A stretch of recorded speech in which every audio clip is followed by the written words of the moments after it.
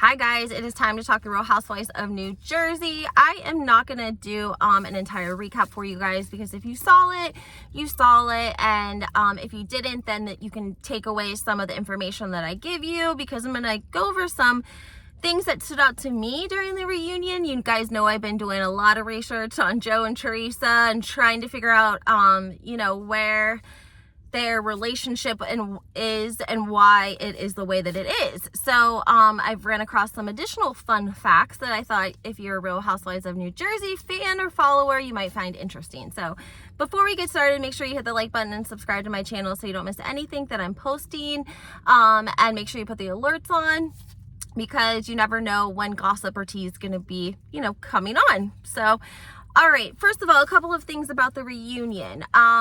Number one, I'm noticing online that people are loving Jennifer Aydin's commentary with her receipts.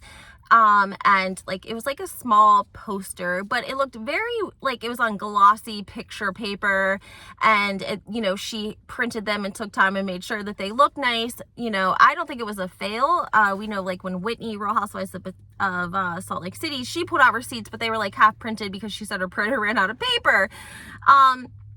Everyone loved it. So what did you guys think of it? Did you think that it was, everything that it should have been? Do you guys understand now that really Melissa started this whole war on Instagram between the two of them? Because in Jennifer's response, she was responding to Melissa and she said that the family was crooked because we keep hearing Joe Gorga go back to Jennifer Aydin calling him a crook. Really, she stated the family is crooked, and she stated it in a response to Melissa's original post. So that's kind of interesting.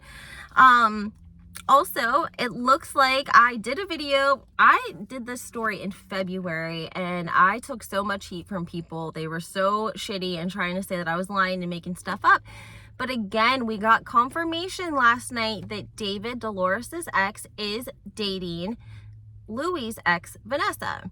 Now, the thing about this is Louis has two exes named Vanessa. One of them he dated for a very long time. She is the blonde woman who was on Dana Wilkie and Sherelle's World. But he also dated another Vanessa who was much younger. And she is now dating David, Dolores' ex. I did a whole story on my Instagram about it. I did a whole video and I even included photos of David and the second Vanessa. Now, it is alleged that that was who Louis was dating when he met Teresa, and it would have only been for a couple of months. And whenever he met Teresa, he stopped talking to her. Also, something interesting, people are really getting a little frustrated with Real Housewives of New Jersey. Their editing is not great. They don't do a lot of flashbacks, and that is frustrating for viewers because, we remember things that we see throughout the years, and we're just wondering why it looks like production is not, flashing back to anything. One of the things that I saw that was really interesting was Melissa in a confessional calling Joe a bitch boy, and she even asked geez, like he's being such a bitch, like does he need to start his period or something? So I really would have wished that production would have used that clip during the episode, but they didn't. It was just kind of scrolling along the internet. Another shady thing production did was allegedly Jackie had retweeted the comment about the liposuction a couple of years ago when Jennifer had liposuction.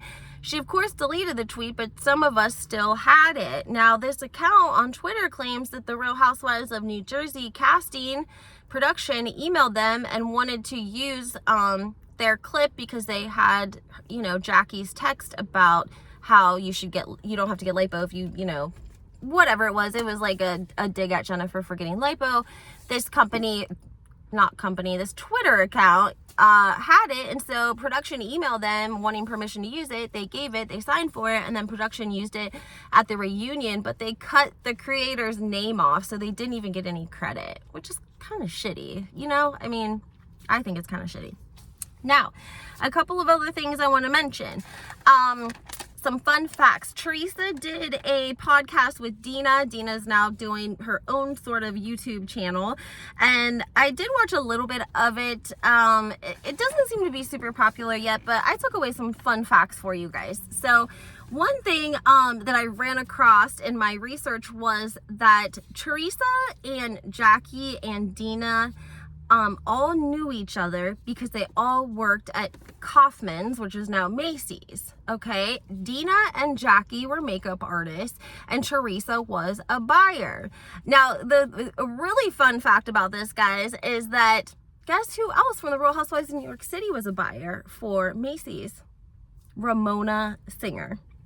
So Ramona Singer was a buyer for Macy's, and Teresa Giudice was a buyer for Macy's. But Teresa and Jacqueline and Dina worked there at the same time together, and they would, you know, sporadically hang out. I think Teresa and Jacqueline became very close friends, and through that she met Caroline and she met Dina, and then, you know, their friendships blossomed. Also,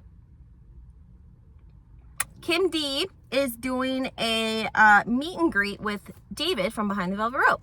Apparently they've been invited to do a meet and greet, and allegedly she was on Instagram asking, you know, trying to find a location, a New York City restaurant that would host them for a meet and greet. I find that a little bit interesting because we hadn't really heard from Kim D in a while until she started going on David's podcast Behind the Velvet Rope, and she was giving us tea, guys. You got to give her credit. She was giving us tea. She gives us tea every time, so we can't really be upset about it. I'm sure the Real Housewives of New Jersey, like Teresa's upset about it because she doesn't want Kim D talking about her or giving information, of course, but we're happy about it. And I also want to note something else. Teresa was asked about Kim D. She did a separate podcast I told you guys about last week on Apple, and she was asked about Kim D, and she's like, I don't even want to speak on it because then it gives her something to talk about. So she literally didn't say anything about Kim D, which I was impressed with because, you know, that is the smart thing to do. The emotional thing to do would be to like go off and tell everyone how she hates her, but she did the professional thing and just didn't say anything at all. So I was a little, you know, impressed with Teresa.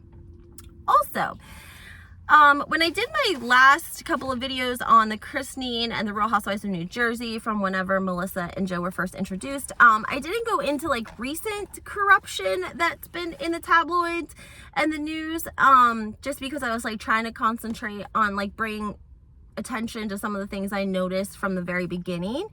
And then some people were, you know, commenting and asking why I didn't mention like the fake Chanels and the alleged, you know, Bentley and all of that. So I don't want to repeat myself to you guys, but I'm just going to give you guys a rundown just in case you didn't hear about this. So first I'll start with the Bentley information because this was actually new to me. The Bentley that they were renting from Bobby Kwan, Khan, who ended up being wanted by the FBI because he was fraudulently like selling and trading expensive cars like Lambos and Bentleys. He was taking out loans in customers' names, and then they didn't even have a car to show for it. And if they did get a car, they couldn't register it because it was allegedly probably stolen. Side note, everything in this video is of course alleged. And so he was ripping people off, and he was wanted in like 2000, and he fled in 2014, and he wasn't caught till 2020, and it was a $1.7 million fraudulent ring, and he got 5 counts of wire fraud, 5 counts of bank fraud. And he obtained 21 car loans for luxury vehicles that he never delivered to patrons. This is the guy that allegedly Joe and Melissa were renting their Bentley from. And we know this because Melissa got a driving citation, allegedly, in the vehicle, and she tried to fight it in court. So it wasn't their Bentley, it wasn't somebody else's Bentley, it was definitely Bobby Kwan, that, you know, convicted, was on American Greed, also was on the FBI most wanted list. It was his Bentley that they were renting. We actually seen him in the Real Housewives of New Jersey when they go to maintenance it because Melissa had hit something. Now, my next alleged thing that people wanted to make sure that I mentioned was the fake Chanels. Okay, it wasn't just allegedly that Melissa had sold the fake Chanels, it was also the fact that she was not, once she found out that they were fake, if she didn't know they were fake before she sold them, when she allegedly found out, she wasn't returning patrons money. She was ignoring them, and they were having to go online and leave reviews to get her attention, to get their money back for these Chanel bags that she allegedly sold at Envy, and they were knockoffs. They were not the real Chanel. And several folks, you know, paid Chanel price for a Chanel knockoff, and they wanted their money back. And she allegedly just was trying to ignore them, hoping they would go away.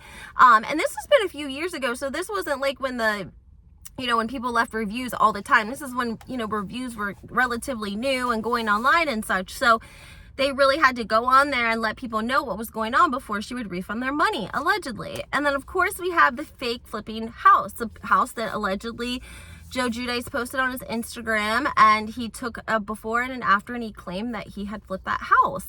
Now, I was live on Instagram when he posted that, and when the owners of the home went onto his post and started commenting and responding to people and saying, he didn't do this. This is actually my home. We did have our house remodeled, but it wasn't done by Joe Gorga, and they were getting pissed. And at first, people didn't even believe them. They were like asking them questions like, oh yeah, sure, it's your house, prove it's your house.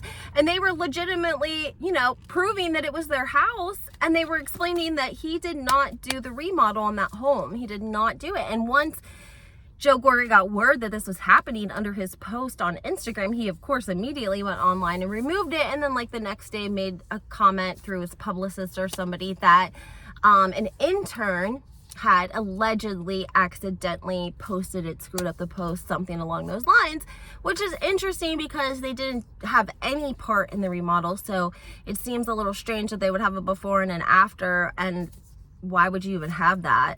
And you have it, and then you accidentally post it. So that's his story, and he is sticking to it. Okay, guys. Other than that, I did think it was strange that Andy asked Melissa if she'd ever been with a woman, and I only say that because I had let you guys know about the US Today article about the girl that she claimed she was with Melissa when Melissa lived in Florida, and they were together all through high school. So not sure about that. You can go look that up on your own. But I do want to know what you guys think about Jen's receipts. Did you think that they were good? Did you think that she really proved her point? Or are you team Melissa and you think that Jennifer is to blame? So all right, guys, I hope you have a great day. Make sure you hit that like button and subscribe. Comment, let me know what you're thinking. It doesn't matter if you're team Melissa or team Teresa. I want to hear what you have to say. It's fun to chit chat about the Real Housewives. So it doesn't matter what team you're on. This channel is for all of us. So have a great day.